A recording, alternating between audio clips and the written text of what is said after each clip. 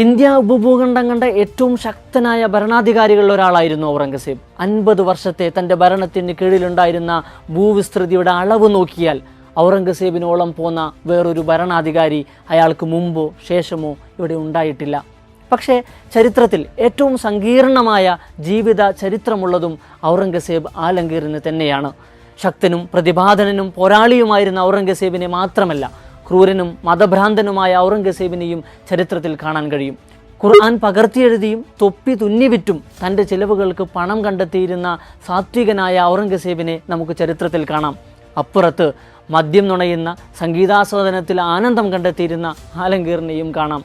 ചരിത്രരചനാ രീതിശാസ്ത്രത്തിനും അതിൻ്റെ രാഷ്ട്രീയ താൽപ്പര്യങ്ങൾക്കുമനുസരിച്ച് വ്യത്യസ്ത പെർസ്പെക്റ്റീവുകളിൽ എഴുതിവെക്കപ്പെട്ട ഔറംഗസേബിൻ്റെ ചരിത്രം 300 വർഷങ്ങൾക്കിപ്പുറവും ഇന്ത്യയിൽ വലിയ വിവാദങ്ങളും രാഷ്ട്രീയ പ്രതിസന്ധികളും എന്തിന് കലാപങ്ങൾ വരെയും ഉണ്ടാക്കിക്കൊണ്ടിരിക്കുകയാണ്.